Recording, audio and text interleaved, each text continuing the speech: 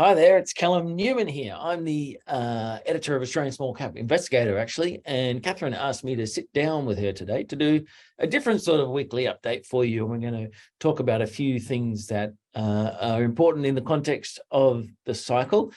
Apologies, this was supposed to be a video call, but we couldn't get a stable connection, so we've just gone to voice only. So apologies for that. But Catherine, how are you going? Hello, Callum. I'm going all right, thank you.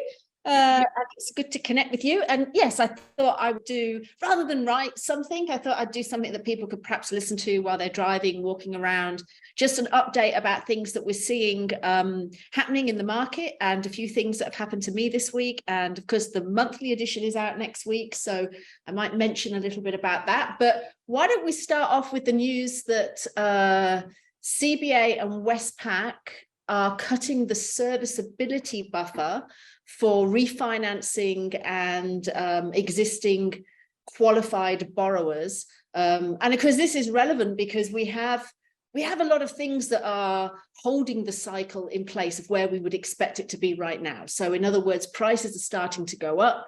We're seeing the cycle continue. We're about to head into what we would believe is the winner's curse phase of the cycle. So the final 2 years, which are traditionally the most bullish 2 years and have also been the most bullish 2 years in Australia. If you look back historically over the last 3 cycles, Melbourne and Sydney in particular have always roared through the winner's curse.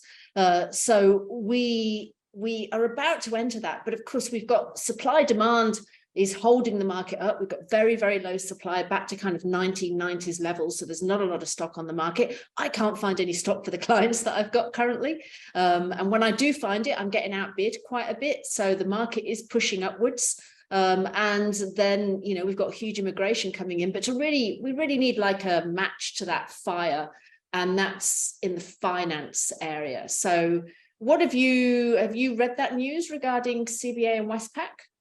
I have indeed, and it's really interesting. And one of the other things I read recently, one of the investment banks came out and said that the non-bank sector, which is a different sort of group of mortgage financiers, are already doing that as well. And that's one way they can steal sort of market share away from the big banks. So it's definitely, again, the competition, as you have guided in the past, the competition drives the banks to fight tooth and nail to get every borrower that they can. And if they have to bend, or eventually the cycle dictates, because that's just the way it has to work, that they start to bend the rules and try and dodge restrictions and find ways around everything to get more borrowers and more credit out there.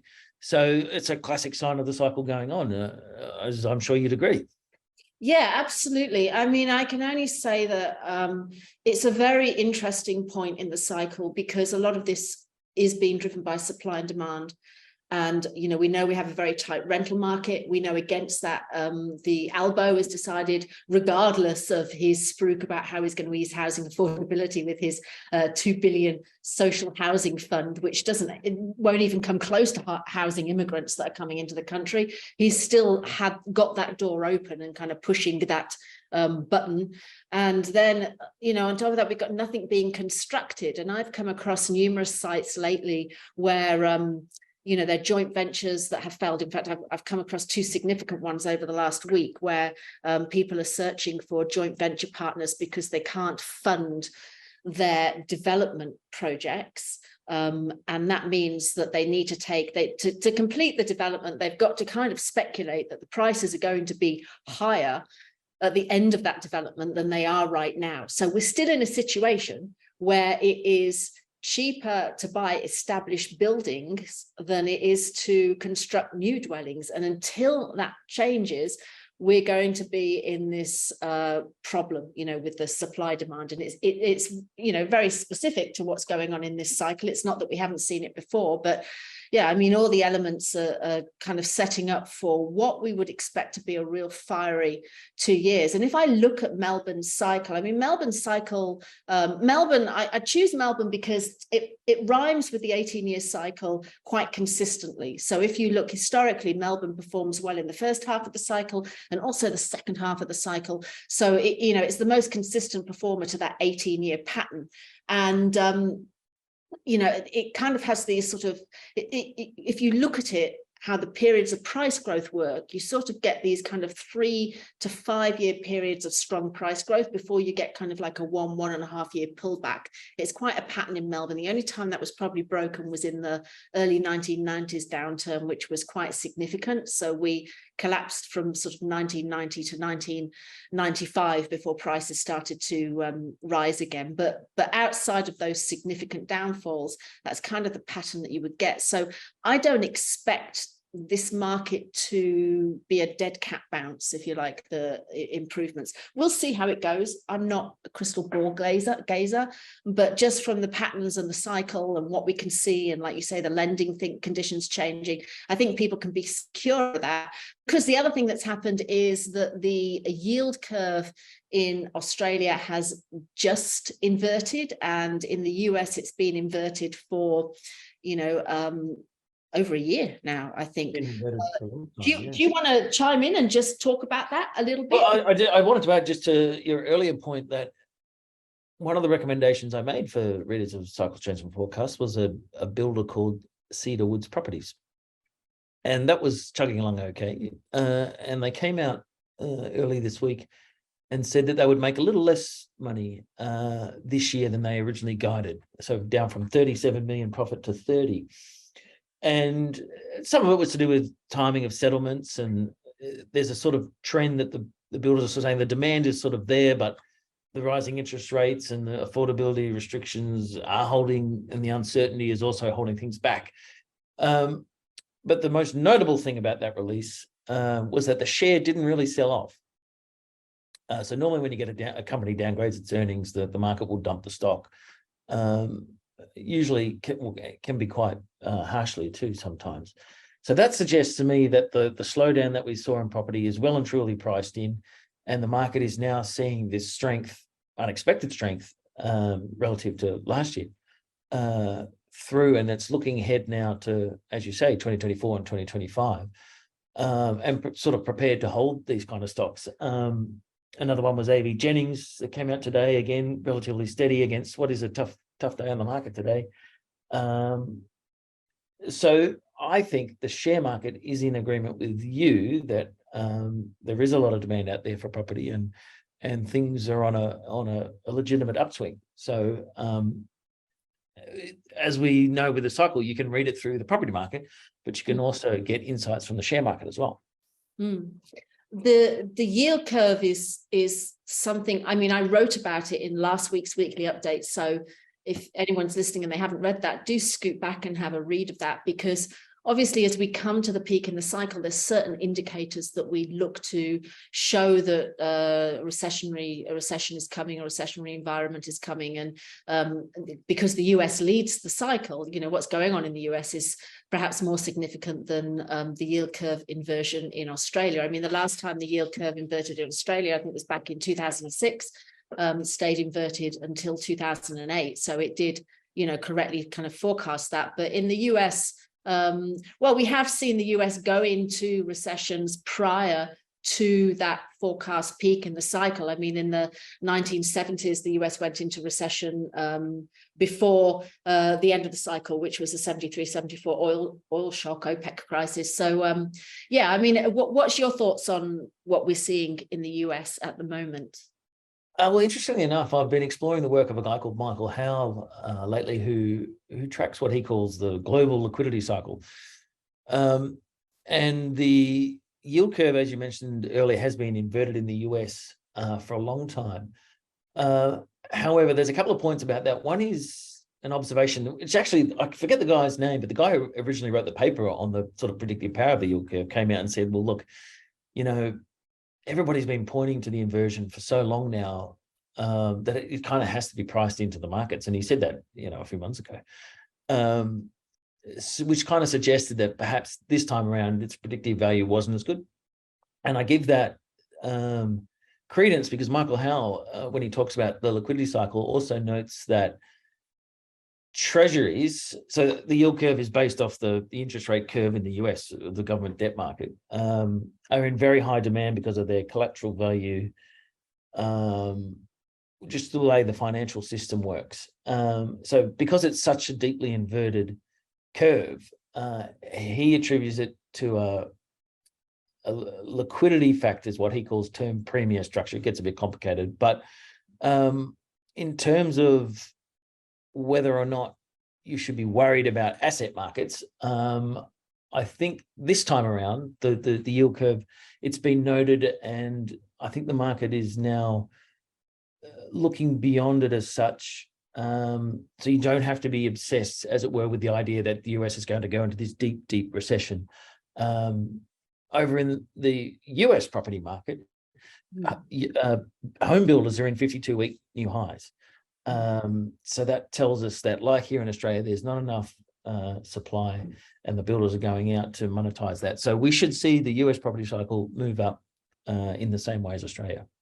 And I mentioned that in the weekly update. In fact, the property market is starting to recover in the US, and obviously home builder stocks are also known to peak out before the end of the cycle. They certainly did in the last US cycle. They peaked out and fell, into the GFC before anything else occurred. So, that's happening. And also property prices in the US are recovering. And it's a similar pattern over there as it is over here, which is that there is a shortage of stock on the market and shortage of inventory, as they kind of talk about it. And, that's causing they have a slightly different dynamic, because so many of their buyers are on fixed rates. And one of their issues in the market is that, obviously, if you fixed your mortgage rate back in 2020 at 2% or whatever it was, they don't want to give it, the existing homeowners don't want to give it up and have to refinance at a higher rate. So I think that's rather unique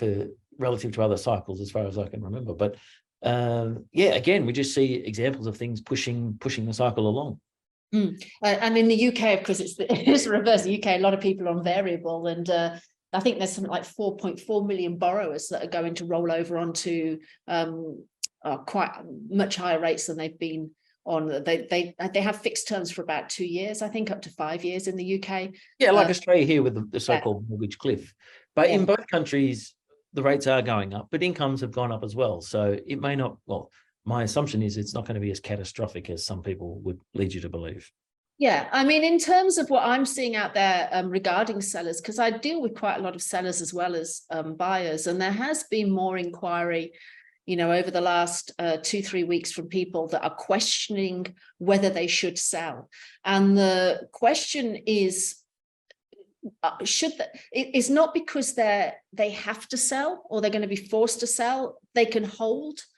But the question is, if we hold, are we going to get significant capital growth to make that hold worthwhile? Because if the prices aren't going to, significantly appreciate, then, in Victoria, you've got higher land tax bills coming in. You've got potential, the Greens pushing for things like rent freezes. I don't think that'll get across. I mean, that's not a great policy. I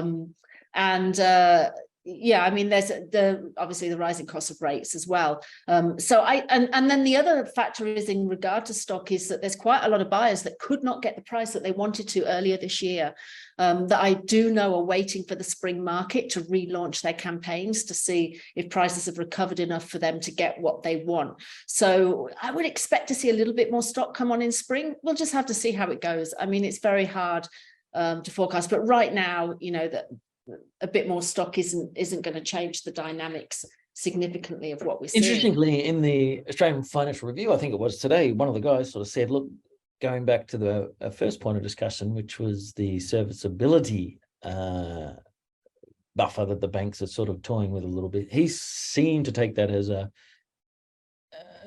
signal that the banks aren't expecting many more interest rate rises from here. And I just know from feedback in the industry that it's the uncertainty around rates rather than the actual level of rates that has held a lot of people back. So if that does kick in, again, points to a very strong market next year. Yeah, and people should be aware of that. I mean, that's what we're here for, really, is to talk about the cycle and how it's playing out. And if you come to the market and if you read most of the commentary is just based on fundamentals of what is happening right now without cycle analysis behind it. So, I mean, that's what we're trying to do here, is just kind of, fit in what's happening fundamentally with knowledge of this cycle, which is consistent in recorded history over centuries. Talking about the cycle. I'm very curious to hear about your new friend that you've got.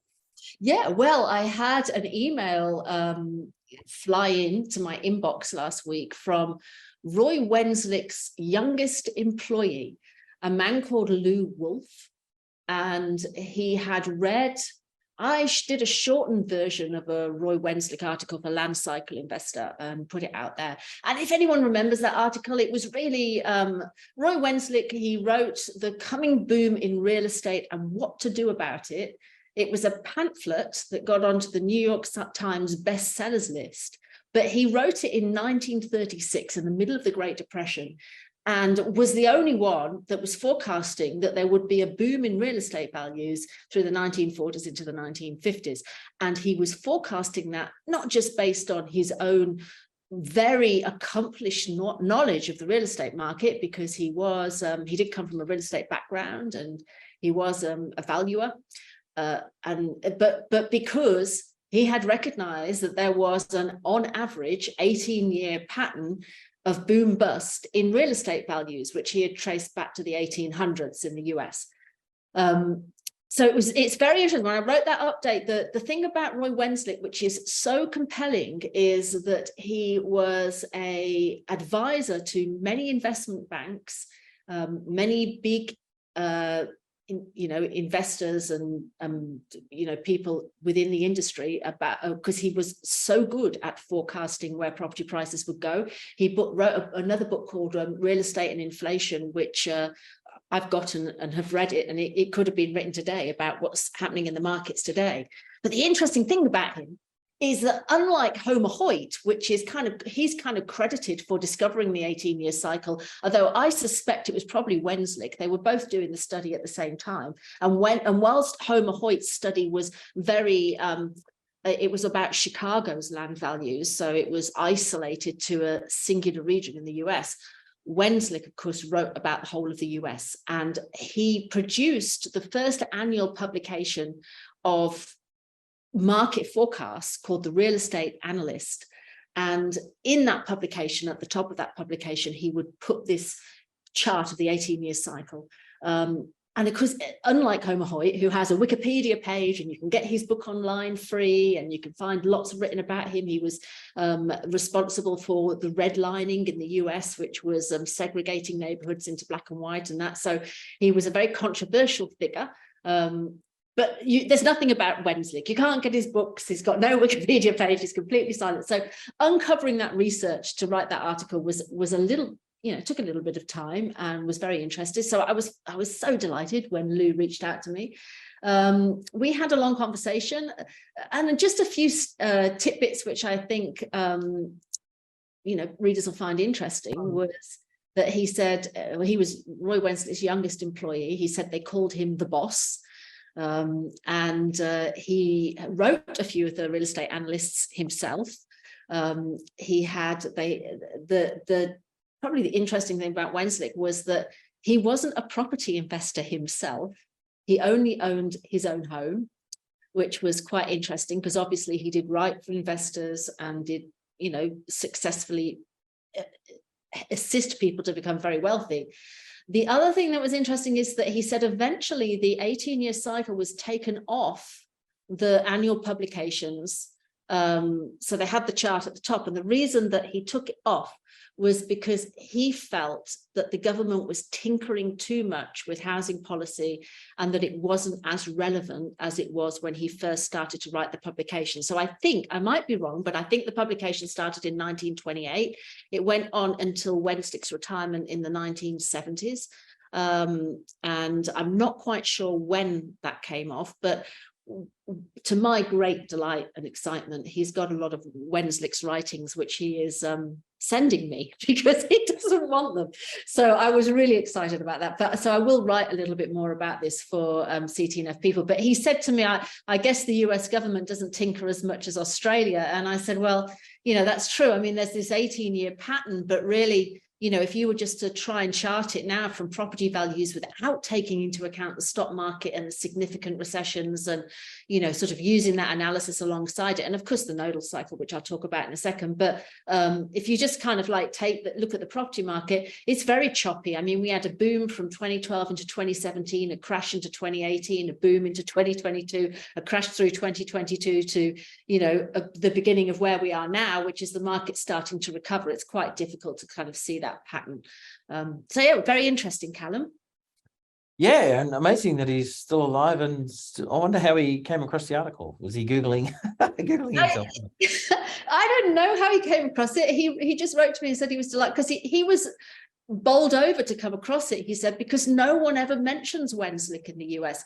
I mean, there's a library in the US that holds his work and a lot of his writings. And he, contributed to a lot of newspaper articles and, did a lot. I've got his little book, The Coming Boom in Real Estate. It's a good one. Yeah, it was, yeah. Simon and Schuster were the publishers, and they were looking for someone at the time to write a book on real estate, but they wanted it to be very grounded in a lot of knowledge and a lot of fundamentals, which of course Wenzlick, was the man. Yeah. All right. You alluded to earlier teasing us a little bit about what's coming up in your next monthly. Yeah, well, we'll see how this goes. The monthly is due out next week, which always involves an interesting weekend of panic for me in the as I think about as I put the writing together.